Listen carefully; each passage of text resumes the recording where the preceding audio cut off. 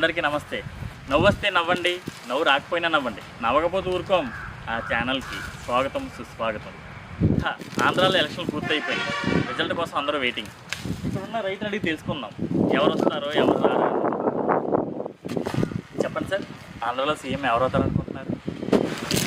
Result చివరికి ఆగలేకపోతున్నావా?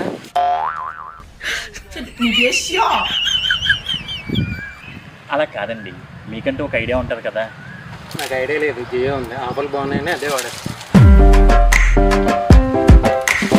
వాడితే వాడారు కానీ ఏ పార్టీ గెలుస్తుందో చెప్పండి. ఆ విషయం తెలిస్తే కొబ్బరాకులు ఎంత పెట్టుకుంటానో వెళ్ళి 4 జాతకాలు చెప్పిన బతికేద్దాం కదా. కొన్ని ఊళ్ళో ఏమనుకుంటున్నారో చెప్పండి.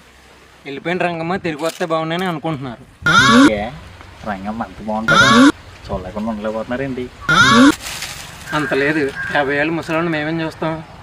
ఊళ్ళో అందరి దగ్గర చీటీలు కట్టించుకుని వెళ్ళిపోయింది, ఎప్పుడు తిరిగి వస్తుందా అని చూస్తున్నాం. అయ్యయ్యో, వెళ్ళిపోయిన రంగమ్మ తిరిగి రావాలని మనస్ఫూర్తిగా మా ఛానల్ తరఫున కోరుకుంటున్నాను. ఇంతకుముందు గుళ్ళో తప్పిన పిల్లల గురించి మైక్లో చెప్తారు కదా, ఆ పని ఏమైనా చేసేవేటి? తెలిసిపోయిందా?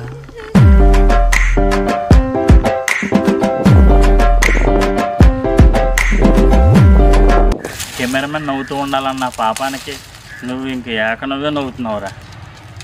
సార్, నేను మిమ్మల్ని ఇంటర్వ్యూ చేస్తున్నానో మీరు నన్ను ఇంటర్వ్యూ చేస్తున్నారో తెలియట్లేదు సార్. కనీసం మీ నియోజకవర్గంలో ఎమ్మెల్యే ఎవరు అవుతారో చెప్పండి సార్. ఇలా అడిగారు, బాగుంది. చెప్పండి. ఎవరికి ఓట్లు ఎక్కువ వస్తాయి వాళ్ళే గెలుస్తారు. అరే, నేను చంపేస్తాను రా.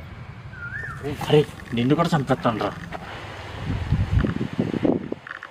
ఆ పని చేయరా, డబ్బులు ఇచ్చి ఏదో ఒకలా చెప్పించి.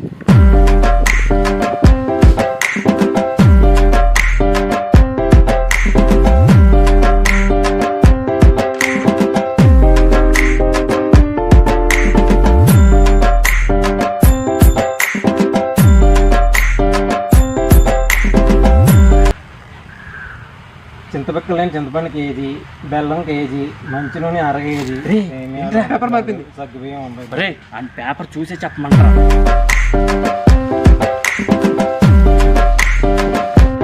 రాబోయే యాక్షన్లో ఏ పార్టీ వస్తుందో తెలీదు.